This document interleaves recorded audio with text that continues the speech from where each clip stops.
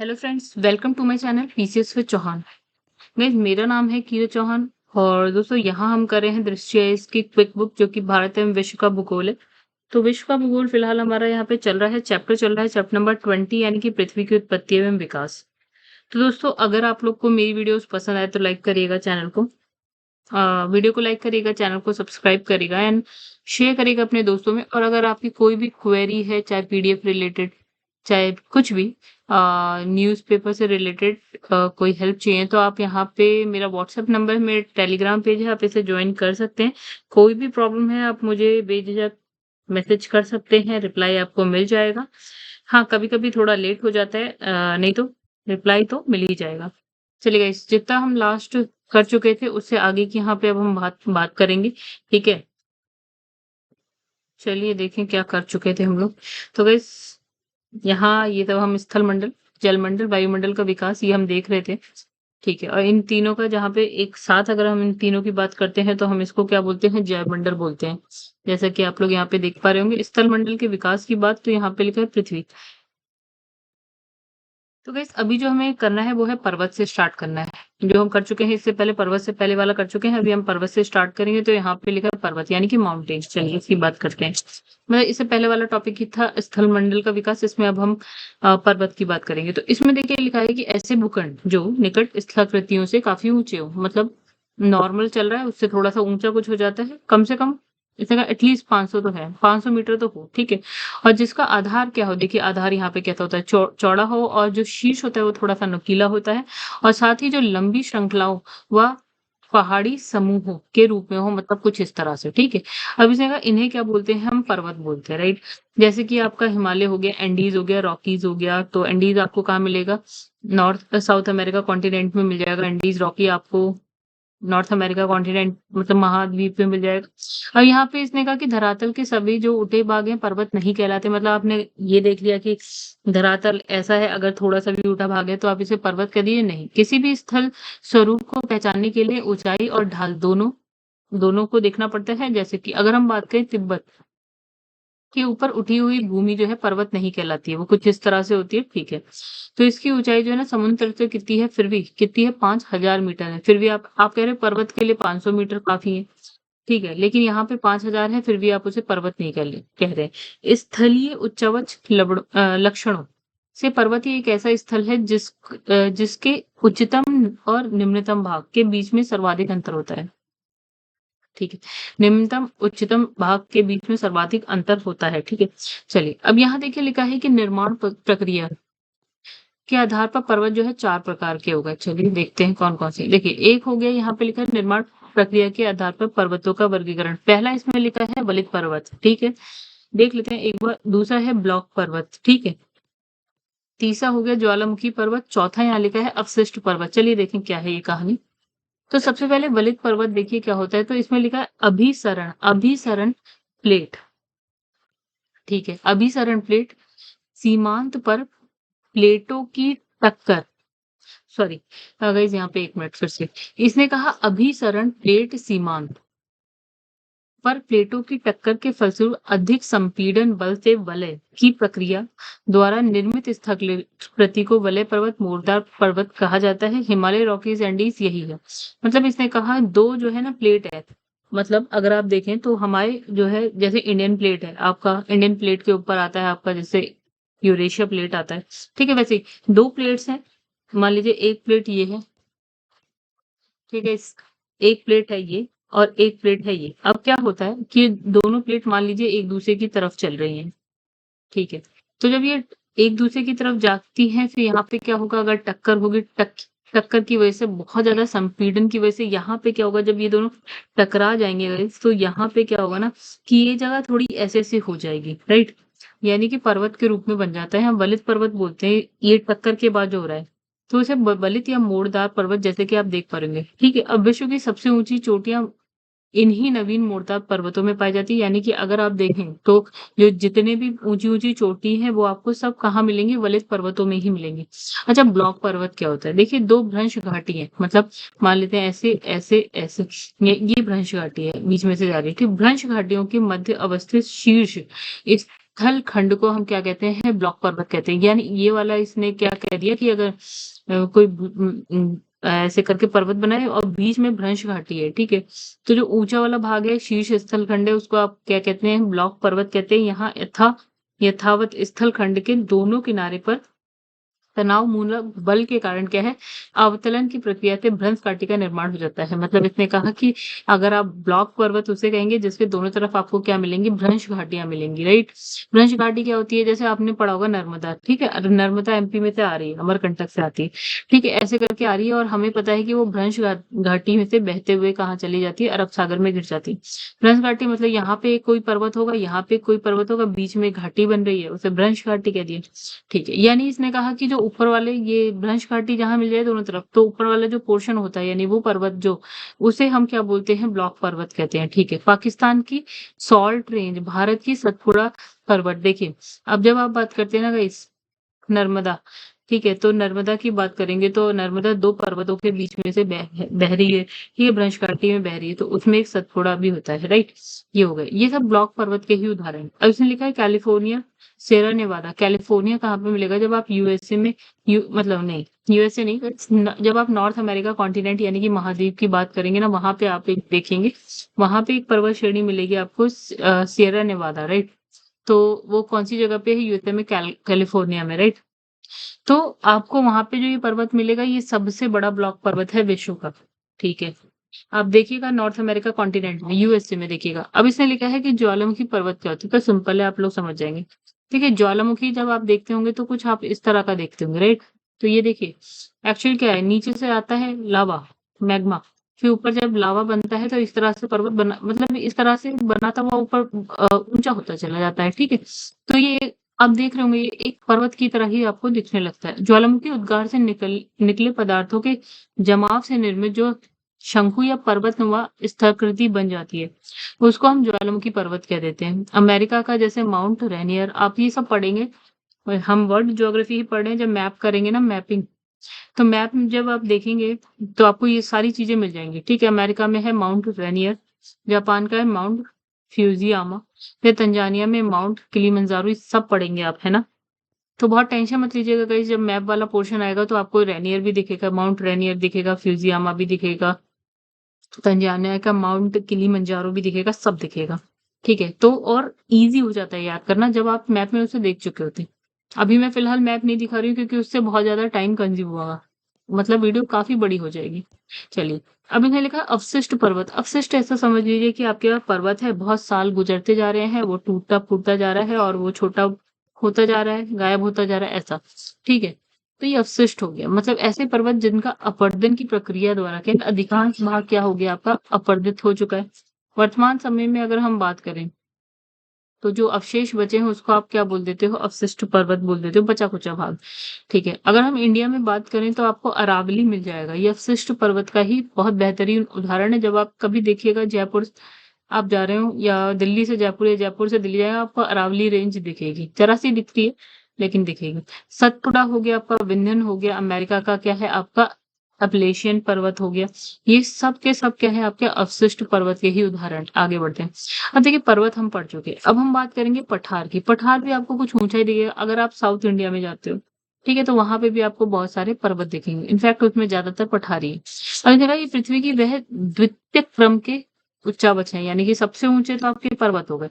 अभी पठार की बात करेंगे, ये भी ऊंचे होते हैं, ठीक है? तो इसमें लिखा है आसपास की भू सतह से ऊंचे होते हैं, मतलब इसकी देखिए ऊंचाई भी लिख दी है। पर्वत आप देखेंगे गाइस, तो कहीं आपको 4-4 किलोमीटर ऊंचे, मतलब 4000 मीटर के, 5000, 8000 मीटर के मिल जाएंगे, मतलब 4-5-6000 मीटर के मिल जाएंगे, लेकिन इतने में काफी है, मतलब ये मुश्किल से 300 से 1000 मीटर तक मिलेंगे, ठीक है? और इनका जो शिखर होता है ना, जैसे पर्वत का शिखर कैसा था आपने देखा था? नुकीला, लेकिन इनका शिखर नुकीला ना हो गया, इनका शिखर होता है कैसा? सपाट मेजनुमा होता है और आधार जो है इसका काफी चौड़ा होता है, राइट? अगर ढाल कैसी है इसकी? मंद होती है। मंद का मतलब ऐसा हो गया कि अगर मैं पर्वत बनाऊं तो शायद मैं पर्वत ऐसे बना दूं, लेकिन पठार की बात करूं तो मैं मंद पठार बनाऊंगी, मतलब ये ढाल थोड़ी सी मंद।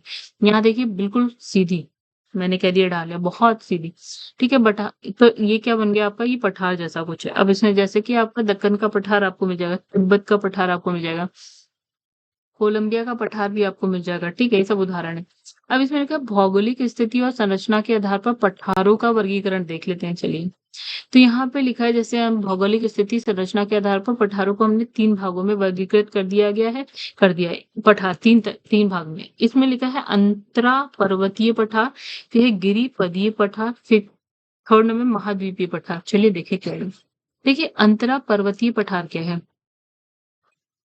तो गाइस एक चीज, हाँ ठीक है, तो अंतरा पर्वतीय पठार की बात करें तो ये चारों ओर से क्या है, ऊंची पर्वत श्रेणियों से घिरा है। मतलब इसने कहा ये पठार है, यहाँ पे पर्वत श्रेणी, यहाँ उसके चारों ओर क्या है, पर्वत श्रेणी है।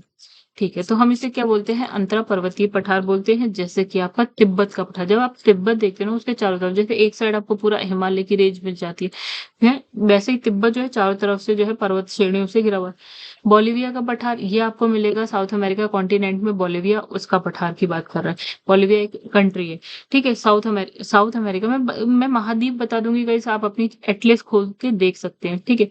तो एटलस अगर आपको लेनी है तो गाइस जो एटलस वाली एटलस होती है रेड कलर की आती है, आप पता नहीं कौन से कलर की, जो भी है, इंग्लिश वाली लीजिएगा, हिंदी वाली पे मत जाइएगा, क्योंकि इंग्लिश वाली में आपको ज्यादा अच्छा मिलेगा, हिंदी वाली में बहुत चीजें गायब रहती हैं। अब देखिए दूसरा इसने पठार बात की, गिरिपदी पठार की बात की, तो पर्वत की तलहटी से स्थिर पठार, पर्वत है उसकी तलहटी से स्थिर। गिरिपद क्या होता है गाइस, जब यहाँ पे एंड हो रहा होता है ना पर्वत का, तो इसको पैर पैर समझ लिए नीचे, ठीक है, बिल्कुल यहाँ पे स्थित पठार जिसके दूसरी ओर क्या है, समुद्र या मैदान हो।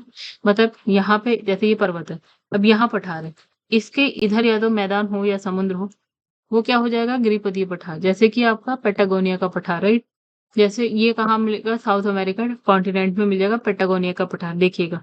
पिडमॉन्ट पठार ये आपका नॉर्थ अमेरिका में मिल जाएगा। अब हो गया आपका महाद्वीपीय पठार, ये क्या होता है, देखिए इसे लिखा है, धरातल के विस्तृत भूभाग के ऊपर उठने से बने पठार महाद्वीपीय पठार कहलाते हैं, ठीक है। इन पठारों को हम शीट भी कहते हैं। भारत में बात करें तो प्रायद्वीपीय पठार तो है ही भारत का, मतलब जब आप भारत ऐसे ऐसे करके बनाते हैं, ठीक है, तो ये आपका भारत और इंडिया मान लेते हैं ये, ठीक है। तो भारत में जो इस तरह का जो नीचे वाला पोर्शन है, ये आपका पूरा क्या है, आपका प्रायद्वीपीय पठार, ठीक है। चलिए आपका कैनेडियन शील्ड भी, जब आप नॉर्थ अमेरिका कॉन्टिनेंट में कनाडा वाला पोर्शन देखेंगे तो उसी में आपको क्या कैनेडियन शील्ड दिखेगा, ये भी एक है महाद्वीपीय पठार है। चलिए ऐसे का विश्व के प्रमुख पठार व उनकी क्या है अवस्थिति की बात करते हैं। जैसे तिब्बत का पठार मध्य एशिया में मिल जाएगा आपको, ये तो बहुत आसान था, ठीक है। उसके बाद अगर हम बात करें मंगोलिया, मंगोलिया कहाँ है गाइस, ये भी आपको मिलेगा चाइना के ऊपर, यानी भारत के ऊपर, चाइना के ऊपर मंगोलिया, मंगोलिया तो उत्तर मध्य चीन और मंगोलिया, यहाँ पे मिल जाएगा मंगोलिया का पठार। मतलब वो थोड़ा सा चीन में होगा और थोड़ा मंगोलिया में भी है। अच्छा भारतीय प्रायद्वीप, ये तो पूरा का पूरा जो है दक्षिणी जो प्रायद्वीपीय भाग है भारत का, वही है प्रायद्वीपीय पठार। ग्रेट बेसिन पठार ये कहाँ मिलेगा, ये आपको मिलेगा नॉर्थ अमेरिका कॉन्टिनेंट में जाएंगे, वहां पे यूएसए में मिल जाएगा। इसमें तुर्की है, अनातोलिया का पठार, तो तुर्की, मतलब तो तुर्की में मिलेगा, टर्की में मिलेगा। फिर है यूनान का पठार, ये आपको म्यांमार, चीन, वियतनाम और लाओस, ये सब आपको कहाँ मिलेगा। जैसे कि ये भारत है, भारत के साइड में आपको म्यांमार मिलेगा, ऊपर चीन मिलेगा, लाओस मिलेगा भारत के साइड में जब आप जाएंगे। ऑस्ट्रेलिया का पठार ऑब्वियसली ऑस्ट्रेलिया, कोलंबिया का पठार आपका यूएसए में मिल जाएगा जब आप तो गाइस जैसे कि यहाँ पे है कोलोराडो का पठार, राइट, यूएसए में, ये भी आपको मिल जाएगा, ठीक है। ग्रीनलैंड पठार आपको कहाँ मिलेगा, ग्रीनलैंड में मिलेगा, ठीक है। ग्रीनलैंड कहाँ पे गाइस, ये हमारा मैप हो जाता है, देखिए अब यहाँ पे ग्रीनलैंड कहते देख पा रहे हैं हम लोग, ये आपका इंडिया है, इंडिया से इधर का ये देखिए ग्रीनलैंड हो गया, ठीक है। चलिए उसके बाद हम बात करेंगे यूकॉन या अलास्का का पठार, ये है अलास्का, यूएसए में मिल जाएगा, ठीक है। उसके बाद गई देखिए अलास्का कहाँ पे, आपको थोड़ा आइडिया हो तो ये देखिए अलास्का, ये रहा आपका ये देखिए ये आपका पूरा यूएसए वाला पोर्शन नॉर्थ अमेरिका कॉन्टिनेंट है, ये है आपका अलास्का, यहाँ पे आपको मिल जाएगा, ठीक है। तो उसके बाद अगर हम बात करें तो गाइस यहाँ पे है अबिसीनिया या इथियोपिया का पठार, यानी ये पूर्वी अफ्रीका राज्य इथियोपिया और सोमालिया में विस्तृत है। अब चलिए देखें जरा इथियोपिया और सोमालिया है कहाँ पे हमारे पास, ये तो हो गया आपका north America south America continent हो गया, ये आपका अफ्रीका हो गया, ठीक है। तो हमें जाना है कहाँ, इथियोपिया सोमालिया वाला एरिया। तो ये देखिए आप देख पा रहे होंगे ये तो यहाँ पे आपको मिलेगा ये पठार, ठीक है, ये वाला एरिया, ठीक है, अफ्रीका महाद्वीप में, राइट। चलिए आपको थोड़ा बहुत समझ में आ रहा होगा। अफ्रीका महाद्वीप देखिए अगर आप बात करो इंडिया से कहाँ पे, तो ये रहा हमारा इंडिया, इंडिया के इधर हो गया आपका अफ्रीका महाद्वीप, ठीक है। यानी ये इंडिया है, इंडिया से जब आप इधर जाएंगे तो ये पूरा अफ्रीका है, यहाँ वाला वाला एरिया हो गया, राइट। उसके बाद अगर हम बात करें दोस्तों, तो देखिए उसके बाद है मेसेटा का पठार, ये कहाँ पे है? स्पेन आइबेरिया प्रायद्वीप में। तो अभी स्पेन का है, तो स्पेन आपको मिलता है गाइस यूरोप में। और यूरोप का है, ये आपका इंडिया है, ये रहा आपका पूरा का पूरा यूरोप, ये रहा आपका पूरा का पूरा यूरोप, और यहाँ आप देख पा रहे होंगे स्पेन, राइट। चलो अभी आगे, तो आप ये एटलस में, ये देखिए मैं शॉर्ट में इसलिए बता रही हूँ ताकि आप एटलस जो है ना अपनी खोलें तो आपको इजीली मिल जाए, मतलब जल्दी मिल जाए, राइट। अब मैं एक एक करके सारा नहीं, अब देखिए यहाँ पे हम बात करेंगे मैदान यानी कि प्लेन। अभी लिखा है ये सामान्यतः समतल भूभाग होता है। मैदान सिंपल है, सीधा एरिया होता है, समतल होता है। ऊंचाई समुद्र तल से बहुत ज्यादा नहीं है, 150 मीटर लिखी है। अधिकतर मैदान का निर्माण जो होता है नदियों द्वारा बहाई गई, जब जल की संख्या होता है ना, मिट्टियां भी आती हैं। जैसे जल के संग और क्या होता है, कंकड़ पत्थर बालू ये सब आता है। तो ये क्या है, जल के संग आता है, यानी नदियों के संग आता है और कहीं जाके बिछ जाता है, ठीक है। जैसे पोंगो का मैदान हो गया, गंगा, भारत में गंगा का देख लीजिए, सिंधु सिंधु का मैदान हो गया, ये सब रिवर है जिसकी वजह से बना, ठीक है। वो गंगा का मैदान जिस एरिया में हम रह रहे हैं आप कह सकते हैं। अब यहाँ पे है बनावट के आधार पर मैदान का वर्गीकरण, देखिए चलिए बनावट कैसी। अब देखिएगा इस यहाँ पे क्या लिखा है, यहाँ लिखा है कि बनावट के आधार पर मैदान जो है 3 प्रकार के हो गए, ठीक है। एक हो गया आपका संरचनात्मक, एक हो गया अपरदन द्वारा निर्मित, एक होता है निक्षेपणात्मक, राइट। देखिए संरचनात्मक मैदान की अगर बात करें तो इसमें का महाद्वीपीय निमग्न तट के उत्थान के, हाँ तो महाद्वीपीय निमग्न तट के उत्थान अथवा भूमि के नीचे धंसने के कारण बने मैदान को आप बोलते हैं संरचनात्मक मैदान। मतलब अब देखिए यहाँ पे डायग्राम नहीं है तो समझना थोड़ा सा मुश्किल होता है, चलिए कोई बात नहीं, चलिए हम ऐसे ही समझ लेते हैं गाइस। निमग्न तट है जो, उसके उत्थान का मतलब क्या हुआ, जैसे आप जब तट की साइड जाइए, जैसे मान लीजिए तट है, यहाँ है क्या है गाइस, यहाँ पे रुकिए फिर से थोड़ा और समझते हैं। तो जैसे ये मान लीजिए ऐसे करके संरचना बनी है, ये ऐसे करके, राइट। ओके, तो प्रॉब्लम है। तो गाइस जैसे कि ये आपका बनता है, हाँ, तो ये इस तरह से बन रहा है, ये आपका है, ये वाला एरिया है, मान लेते हैं समुद्र, राइट। कौन सा एरिया है, समुद्र वाला एरिया है। पीडीएफ में कोई दिक्कत आ रही है, समझ नहीं आ रहा। हाँ, ये आपका समुद्र वाला एरिया है यहाँ पे, ठीक है। अब ये निमग्न तट क्या होता है, जो अभी समुद्र के अंदर क्या है आपका डूबा हुआ है हल्का फुल्का, लेकिन कुछ समय ऐसा है शायद कि समुद्र का जल पीछे हो जाए और ये एरिया जो है ऊपर की तरफ थोड़ा सा उठ जाए, ठीक है। तो इसने कहा वही निमग्न तट, मतलब जो मग्न था पानी के अंदर था उसका उत्थान हो जाए, उठ जाए ऊपर, या भूमि के नीचे धंसने की वजह से जो मैदान बनता है उसको हम बोल देते हैं संरचनात्मक मैदान। अपरदन द्वारा निर्मित मैदान का क्या मतलब हुआ, जैसे कि पर्वत है, पठार है, लंबे समय तक इसमें क्या होता है, जैसे पर्वत है और धीरे धीरे कटता जा रहा है, गायब होता जा रहा है, धीरे धीरे गायब होता जा रहा है।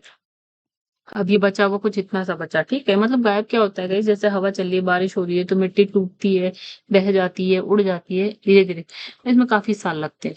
तो पर्वत पर पठारों के लंबे समय तक अपरदन से बने जो मैदान है उसको आप क्या बोल देते हैं, अपरदन जनित मैदान, राइट। निक्षेपणात्मक मैदान, अब ये क्या होता है, देखिए जैसे गंगा का मैदान आप कह रहे हो, ठीक है। यानी कि ऊपर से गंगा नदी बहती हुई आ रही है, अपने संग कंकड़ पत्थर ला रही है और कहीं पे ले जाके उसे छोड़ दे रही है। अब जब धीरे धीरे छोड़ दी जाएगी तो यहाँ एक क्या बन जाएगा, एक मैदान सा बन जाएगा। जैसे इसमें अपरदन के कारकों, जैसे कि अपरदन, जैसे अब यहाँ से जो ये पत्थर वत्थर उठ उठ के टूट टूट के आ रहे हैं तो वो कहीं पे तो जाके रुकेंगे। तो वही अपरदन के कारण कारक, जैसे कि नदी हो गया, नदी की वजह से अपरदन, पानी की वजह से होता है ना, फिर पवन हवा की वजह से भी अपरदन होता है, हिमानी, इनकी वजह से जो अपरदन होता है उनके द्वारा जो प्रवाहित करके जो लाए गए जो पदार्थ है वो कहीं जाके बिछ जाते हैं, निक्षेपण हो जाता है। इसकी वजह से जो मैदान बन जाते हैं उससे बोलते हैं निक्षेपणात्मक मैदान बोलते हैं। जैसे कि आपका गंगा का मैदान हो गया, ये क्या है, जलोढ़ मृदा से जो है निक्षेपण द्वारा निर्मित मैदान है, यानी कि जो वहां की मिट्टी है वो कौन सी है, जलोढ़ मृदा है, राइट। कि ऐसे ही एक होता है लोएस मैदान जो कि पवन द्वारा निर्मित है, ठीक है। गंगा का मैदान नदी द्वारा है, ये लोएस मैदान पवन के द्वारा है। इसमें लिखा है समप्राय भूमि क्या होती है, पेनीप्लेन। पेनीप्लेन क्या होता है गाइस, जैसे नदियों के द्वारा पर्वतों के अपरदन के फलस्वरूप समतल भूमि के रूप में निक्षेपण द्वारा निर्मित मैदान को आप क्या बोलते हैं, संप्राय मैदान, पेनीप्लेन बोलते हैं। इन क्षेत्रों में पाई जाने वाली मिट्टी कैसी होती है, कठोर शैलों को क्या है, मोनेड नॉक कहते हैं, ठीक है।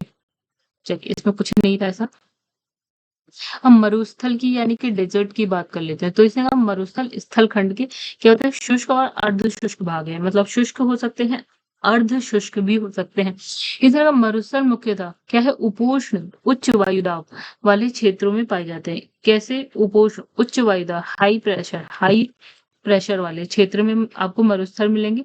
ठीक है, यहाँ क्या होता है पति चक्रवातीय दशा, मतलब यहाँ पे देखिए चक्रवाती दशा वो होती है जिसमें क्या होता है लो प्रेशर हो बीच में, ठीक है, लेकिन प्रति चक्रवाती हाई प्रेशर, ठीक है।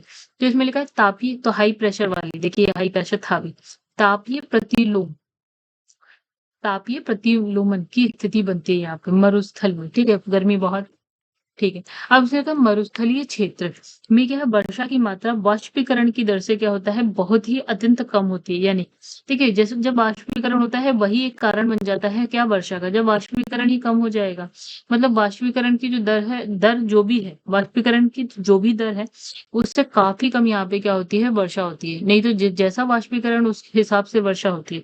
जैसे आप समुद्र के आसपास चले जाइए, मुंबई को देखिए आप, मुंबई में क्या होता है समुद्र से वाष्पीकरण होता ही होगा, फिर वही चीज बारिश बन के वापस गिरती है। मुंबई में ऐसा होता है कि दिन में कभी भी बारिश हो सकती है, इनफैक्ट बेंगलुरु भी ऐसे ही लोग कहते हैं। अब इसमें लिखा है उष्ण मरुस्थल के निर्माण के लिए कुछ विशेष स्थितियां क्या है, यानी अगर उष्ण मरुस्थल कहाँ हो सकता है क्या, जैसे हवाओं का क्या होता है अवरोहण होता है, ठीक है, तो अवरोहण का मतलब है हवा ऊपर से नीचे की तरफ आ रही, प्रति चक्रवाती दशा बन रही है, यानी चक्रवात वाली जो दशा है उसका ऑपोजिट मान लीजिए।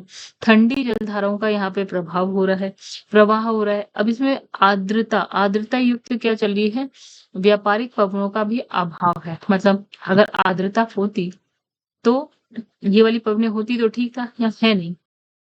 चलिए गाइस, अब यहाँ देखिए लिखा है विश्व के प्रमुख मरुस्थल और उनकी अवस्थिति की बात करते हैं। तो एक तो आपका यहाँ पे बहुत सिंपल है, सबको पता है, जो कि है सहारा। ये कहाँ पे मिलेगा आपको, उत्तरी अफ्रीका में मिलेगा। तो भैया कहाँ है उत्तरी अफ्रीका, तो चलिए आप लोग को ऑलमोस्ट पता ही होगा। फिर है आपका गिब्सन हो गया, ग्रेट विक्टोरिया हो गया, ग्रेट सैंडी, ये सारे आपको कहाँ मिल जाएंगे, ऑस्ट्रेलिया में। तो मरुस्थल मतलब खाली खाली ज्यादा दिखता है, तो आपको आराम से मिल जाएगा। गोबी की बात करें दोस्तों, तो गोबी आपकी मंगोलिया चाइना, जैसे इंडिया है, इंडिया के ऊपर चाइना, चाइना के ऊपर मंगोलिया, यहाँ कहीं मिल जाएगा। ये है कालाहारी की बात करें तो गाइस आप पहुंच जाइए, जैसे आपका जो कैसे समझाया जाए, थोड़ा समझाया जाए, हाँ हाँ, तो गाइस देखिए अब वो कालाहारी पे पहुंचते हैं हम लोग। तो एक काम करते हैं, तो गाइस देखिए यहाँ पे थोड़ा सा ऐसे, यहाँ देखिए अब आप कहानी, ये हमारा भारत है, यहाँ से हम पहुंच गए, ये हमारा है साउथ अफ्रीका, मतलब अफ्रीका कॉन्टिनेंट, यानी अफ्रीका महाद्वीप हो गए। अब इसे थोड़ा सा जूम करते हैं अफ्रीका महाद्वीप को जरा। तो हमने कहा ये कहाँ पे मिलेगा आपको, तो हमने कहा नामीबिया, बोस, हाँ, तो देखिए नामीबिया, बोत्सवाना और साउथ अफ्रीका, तो इसके बीच में आपको मिल जाएगा कालाहारी, राइट। फिर उसके बाद आगे बढ़ते हैं हम लोग। अब देखिए आगे जब हम बढ़ेंगे तो हमारे पास है अटाकामा। अब ये अटाकामा कहाँ मिलेगा, तो ये मिलेगा आपका उत्तरी चिली और दक्षिणी पेरू में, ठीक है। तो गैस ये कहाँ मिलेगा, उत्तरी चिली और दक्षिणी पेरू, यानी कि अभी आपको पहुंचना पड़ेगा साउथ अमेरिका कॉन्टिनेंट में, यहाँ पे। तो आपको पता है कहाँ है, ये देखिए ये है पेरू और ये है आपका चिली, यानी यहाँ कहीं मिल जाएगा, ठीक है। तो अब नेक्स्ट पे आते हैं, और नेक्स्ट क्या है, हाँ, तो अटाकामा मिल गया आपको, यहाँ पर अपनी एटलस में दिखेगा। अच्छा, चीन में है आपका टकला मकान, ठीक है, ये आप आराम से ढूंढ लेंगे क्योंकि चाइना आपको पता ही होगा कहाँ है। अच्छा, पूर्वी ईरान की बात है, दस्ते लुत्फ ईरान आप देख लीजिएगा, आपको पता है जब भारत से आप पड़ोस में जाएंगे पाकिस्तान, पाकिस्तान के पड़ोस में ईरान मिलेगा। उत्तर पूर्वी ईरान में आपको मिलेगा दस्ते कबीर, ये भी आपको ईरान में मिल जाएगा। फिर अर्जेंटीना, अर्जेंटीना में है पेटागोनिया। अच्छा, अर्जेंटीना कहाँ है, चलिए ये देख लेते हैं, क्योंकि बहुत सारे लोग को अर्जेंटीना नहीं पता होगा, हमें पता है। तो हम बात करते हैं, देखिए यहाँ पे जब आप यहाँ से इंडिया से पहुंच जाएंगे यहाँ पे साउथ अमेरिका कॉन्टिनेंट में, तो ये रहा आपका अर्जेंटीना, यहाँ ढूंढ लीजिएगा कहीं, मिल ही जाएगा। ठीक है, थोड़ी मेहनत आपकी, थोड़ी हमारी, चलिए थोड़ी मेहनत आप करिएगा। अच्छा, ये थार, ये तो दुनिया को पता है थार कहाँ पे गाइस, हम लोग को तो एटलीस्ट पता होना चाहिए भारत वालों को। तो ये भारत पाकिस्तान वही है आपका थार मरुस्थल, यही है जो आपका राजस्थान वाला एरिया है, ठीक है। उसके बाद आप देखिए पृथ्वी की सतह का वर्गीकरण की बात करते हैं, यानी कि पृथ्वी की सतह को दो प्रमुख भागों में बांटा गया, एक हो गया महाद्वीप, एक हो गया महासागरीय बेथिन, राइट। तो अगर हम महाद्वीप की बात करते हैं तो पृथ्वी के बड़े स्थलीय भूभाग को हम बोलते हैं महाद्वीप। नॉर्मली महाद्वीप आपको पता है, ठीक है। जैसे कि आपका महाद्वीप में कौन-कौन से, जैसे आपका नॉर्थ अमेरिका हो गया, मतलब क्या होता है उत्तरी अमेरिका हो गया, दक्षिणी अमेरिका हो गया, यूरोप हो गया, आपका अफ्रीका हो गया और एशिया हो गया, ये सब, ठीक है। एक होता है महासागर, महासागर आपको पता ही है, ठीक है, जो जलाशय है बड़ा, ठीक है, महासागर हो गया, महासागरीय बेसिन कहते हैं। महाद्वीप की बात करें तो हमारे पास पृथ्वी पे कितने महाद्वीप है? 7, जैसे एशिया, अफ्रीका, उत्तरी अमेरिका, दक्षिण अमेरिका, अंटार्कटिका, यूरोप और ऑस्ट्रेलिया। मतलब देखिए गाइस, इसको थोड़ा सा छोटा करिए, सब मिल जाएगा आपको। तो इसे कैसे देखा जाए? आ, ये देखिए, तो ये हो गया आपका नॉर्थ अमेरिका कॉन्टिनेंट, ये हो गया आपका साउथ अमेरिका, यहाँ पे आपका यूरोप है, ये पूरा अफ्रीका है, उसके बाद ये पूरा आपको मिल जाएगा, ये एशिया हो गया, ये हो गया ऑस्ट्रेलिया, और ये जो व्हाइट वाला पोर्शन है ये पूरा है अंटार्कटिका। तो ये कितने हो गए? 1 2 3 4 5 6 7, गिन लीजिए एक और बार। ठीक है, अब चलते हैं आगे। ठीक है, तो ये हो गए 7 हमारे महाद्वीप हो गए। ठीक है, तो लैपटॉप पे वीडियो बनाने में बस ये थोड़ा-सा ना आसान हो जाता है कि आपको ये चीज़ें दिख जाती हैं जल्दी। और ये देखिए, महाद्वीप महासागरीय पृथ्वी के जो है प्रथम श्रेणी के क्या है, उच्चावच माने जाते हैं। महासागर आपको पता ही है, ठीक है? जैसे आपका पैसिफिक ओशन है, अटलांटिक ओशन है, इंडियन ओशन है, ये सारे। अच्छा, जल मंडल का विकास, इसकी बात करें, एवोल्यूशन ऑफ हाइड्रोस्फीयर की बात करते हैं, जल मंडल। ठीक है, एक चीज़ और, अभी तक हमने क्या पढ़ा? देखिए, हमने पढ़ा क्या? हमने पढ़ा ये भी नहीं, और आगे चल, हाँ, तो देखिए गाइस, यहाँ पे आपको क्या दिख रहा है? यहाँ दिख रहा है स्थल मंडल, यहाँ वायुमंडल, जलमंडल। अभी हमने स्थल मंडल का विकास देखा था, ठीक है? तो हमने क्या देखा था गाइस? स्थल मंडल का विकास। ओके, चलिए आगे बढ़ जाते हैं थोड़ा सा। स्थल मंडल के विकास में हमने क्या देखा? हमने देखा क्या? हमने यहाँ देखिए पर्वत देखे थे, ठीक है? देखिए ये लिखे हुए हैं पर्वत, ठीक है? उससे आगे बढ़ते हैं, चलिए। पर्वत में वलित पर्वत, ब्लॉक पर्वत, और जाने कौन कौन से ज्वालामुखी अवशिष्ट पर्वत। पठार देख लिया हमने यहाँ पे, ठीक है? तो पठार देख लिया, मैदान देखा हमने यहाँ पे, मरुस्थल देखा हमने यहाँ पे, ये सब स्थल मंडल था, यानी कि स्थल वाला एरिया। ठीक है, तो अब हम क्या देखेंगे गाइस? अब जल मंडल का विकास देखेंगे, मतलब इसी का एक पोर्शन। जैसे यहाँ पे स्थल मंडल देखा आपने, यहाँ पे, ठीक है, स्थल मंडल देख लिया आपने, क्या पर्वत, मैदान, पठारी, सारी चीजें। अब हम देखेंगे जल मंडल, फिर बाद में देखेंगे वायुमंडल। चलिए जल मंडल पे पहुंच जाते हैं फटाफट, ठीक है? आई होप इतनी सी बात आपको समझ में आई होगी। अब जल मंडल का विकास कैसे हुआ है, ये बात देख लेते हैं। देखिए, पृथ्वी के शीतलन, पृथ्वी के शीतलन ज्वालामुखी विस्फोट से उत्पन्न गैस, पृथ्वी का शीतलन, यानी कि धीरे धीरे ये ग्रह जो है ना शीतल होता गया, ठीक है? ग्रह जैसे भी बने, उसके बाद क्या होता है, गर्म थे, गर्म से धीरे धीरे ठंडे हुए, शीतल हुए, और ज्वालामुखी विस्फोट हुआ, जिससे कि गैसेस निकली हैं, जलवाष्प। इसके संघनन, गैस जलवाष्प के संघनन क्रिया से क्या होता है, के फलस्वरूप क्या हुआ? देखिए, ये वही वाला है, पृथ्वी कैसे बनी, ग्रह कैसे बना, वैसा। तो शुरुआत से अगर देखा जाए तो ग्रह कैसे बना होगा, ठीक है? हमारे जो हमारा सौरमंडल या आकाशगंगा में ग्रह कैसे बना? ग्रह बन गया, तो उसमें एक ग्रह ये बन गया पृथ्वी, ठीक है? गर्म था, उसके बाद ठंडा होने लगे, वहां पे क्या हुआ? ज्वालामुखी विस्फोट हुआ, उसकी वजह से क्या हुआ? गैसेस निकली, ठीक है? क्योंकि पहले तो जीवन नहीं होगा, धीरे धीरे ही हुआ, ये सारी प्रक्रिया धीरे धीरे चली होगी, तो इसमें से गैसेस निकली होंगी, इसमें से जलवाष्प निकली होंगी, उसका संघनन हुआ होगा, फिर क्या होगा? उसकी वजह से वर्षा हुई होगी, वर्षा हुई तो पानी धरातल पे आया ही है, ठीक है? तो वर्षा जल का धरातल के गर्तों में जमा हो, मतलब किस तरह से पानी आ गया, ठीक है? ये बात समझ गए आप? इसमें अनवरत चलने वाली इस जो जल निर्माण की जो क्रिया यह क्या है, जमाव से ही क्या है, महासागरों का निर्माण हो गया, ठीक है? समझ गए आप लोग कैसे ग्रह बना, ग्रह के बाद क्या क्या कहानी हुई, और पानी आ गया पृथ्वी पे, ठीक है? अब इसने कहा प्रकाश संश्लेषण, मतलब पृथ्वी पे नहीं, उस ग्रह पे, किसी एक ग्रह पे ऐसा करके पानी आ गया, उसको हमने आज पृथ्वी कह रहे हैं हम लोग। तो इसने प्रकाश संश्लेषण आपको पता ही होगा क्या है, ठीक है? तो प्रकाश संश्लेषण की प्रक्रिया द्वारा क्या होता है, ऑक्सीजन में बढ़ोतरी महासागरों में उत्पन्न जो शैवाल है उसकी देन है। मतलब इसने कहा कि प्रकाश संश्लेषण, जैसे महासागर में हमारे पास क्या होते हैं, बहुत सारे शैवाल होते हैं। अब क्या हुआ, देखिए पानी आया, पानी में शैवाल आ गए, मान लेते हैं शैवाल आ गए। अब प्रकाश संश्लेषण की क्रिया क्या होती है, पौधे जो है सूर्य की किरणों में क्या होता है कि वो जो है ना बाद में जो भी, मतलब प्रकाश संश्लेषण की जो पूरी क्या बोलते हैं प्रक्रिया है, उसकी वजह से क्या है, ऑक्सीजन आया, ठीक है? ऑक्सीजन धरा, फिर देखिए जल आया, ऑक्सीजन आ गई। तो इस समय तक क्या होता है, जीवन सिर्फ महासागर तक ही सीमित था, मतलब वो वाला टाइम ऐसा था जब पानी आया, पानी के अंदर ही जीवन है, शैवाल आया, शैवाल के बाद ऑक्सीजन बहुत सारी आ गई, ठीक है? तो यहाँ पे हमें जीवन मिल गया पानी में, ठीक है? अब महासागरों, नदी, झील, हिम नदियों, मृदा, वायुमंडल में क्या होता है, तरल ठोस गैस की अवस्था में, वायुमंडल में तरल ठोस और गैस की अवस्था में उपस्थित समस्त जल को क्या बोल दिया गया, जलमंडल। यानी इसने कहा कि जल जहां जहां है उन सबको एक साथ ले लो, तो ये पूरा क्या हो गया, जलमंडल हो गया। यद्यपि सामान्यतः केवल महासागरीय जल को ही हम जलमंडल नहीं, मतलब नॉर्मली हम महासागर के जल को जल जलमंडल मान रहे हैं, लेकिन होता क्या है, इस ये सबको जहाँ-जहाँ जल है, उन सबको इंक्लूड कर लो, वो क्या हो गया आपका जलमंडल हो गया। लेकिन नॉर्मली हम किसको बोलते हैं? महासागरीय जल को ही जलमंडल बोल दिया आपने।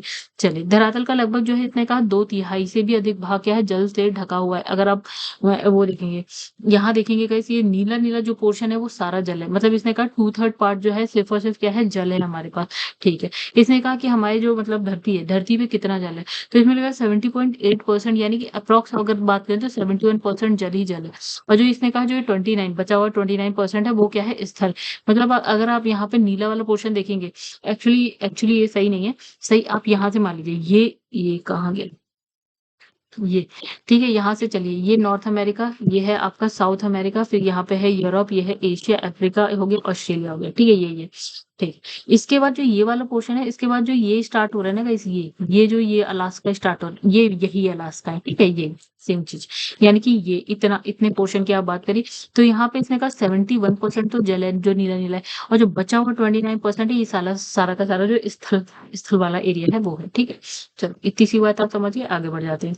अब देखिए यहाँ पे क्या लिखा है, तो यहाँ अब लिखा है क्या, जलमंडल में महासागर, झील, नदी, भूमिगत जल यानी कि जो भूमि के अंदर जल होता है, हिम नदियां होती हैं, वो ये सारी चीजें जलमंडल में आ जाती हैं। जलमंडल में महासागर सबसे बड़ा क्या है, जलखंड होता है, और जल का लगभग इसने कहा 97% भाग जो है महासागरों में पाया जाता है, ठीक है। कितना जल, मतलब इसने कहा कि पृथ्वी पे जितना भी जल है उसका 97 सिर्फ आपको महासागर में मिलेगा, ठीक है।